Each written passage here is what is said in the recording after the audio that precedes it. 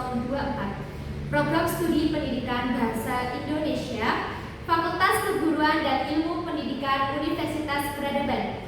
Di sini saya akan memaparkan materi terkait metode pengajaran bahasa Indonesia.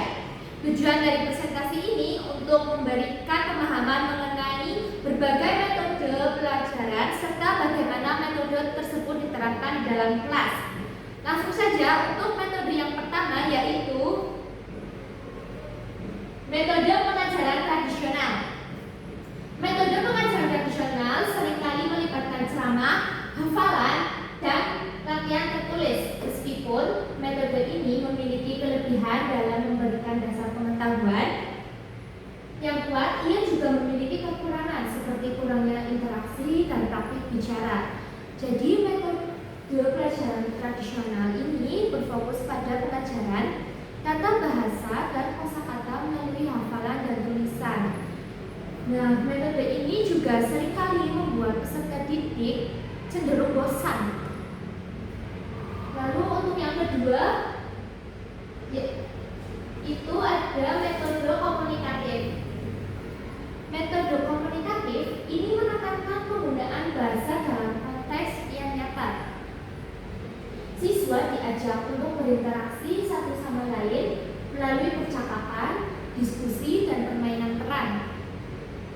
Penelitian menunjukkan bahwa metode komunikatif dapat meningkatkan keterampilan berbicara dan mendengarkan siswa secara signifikan.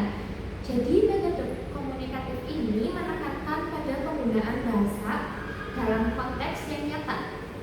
Siswa diajak untuk berinteraksi dan berkomunikasi dengan cara yang alami. Selanjutnya, metode kontekstual. Metode kontekstual mengaitkan materi pelajaran dengan kehidupan sehari-hari siswa.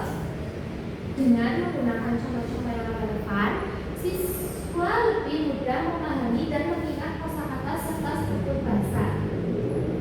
Data menunjukkan bahwa siswa yang belajar dengan metode kontekstual cenderung lebih termotivasi dan terlibat dalam pembelajaran.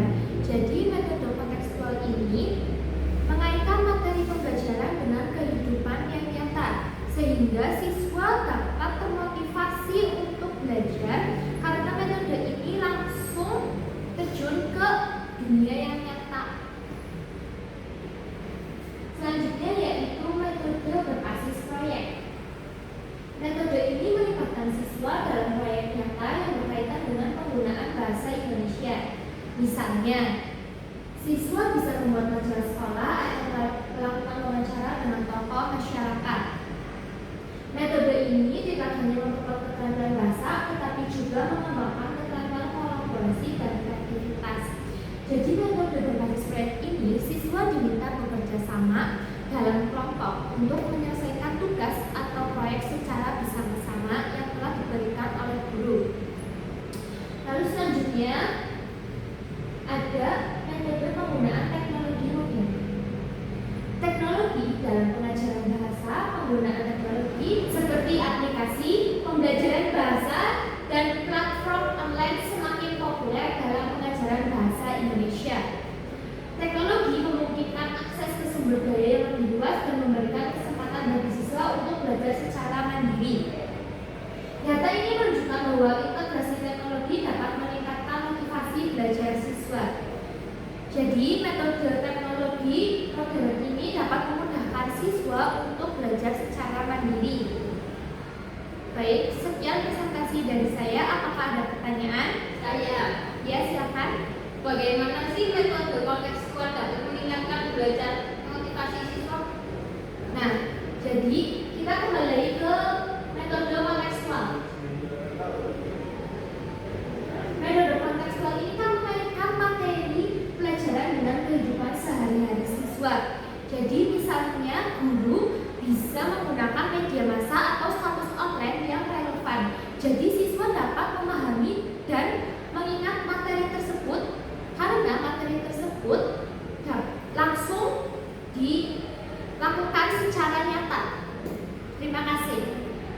Kesimpulan dari materi ini yaitu masing-masing metode memiliki kekurangan dan kelebihan, sehingga penting bagi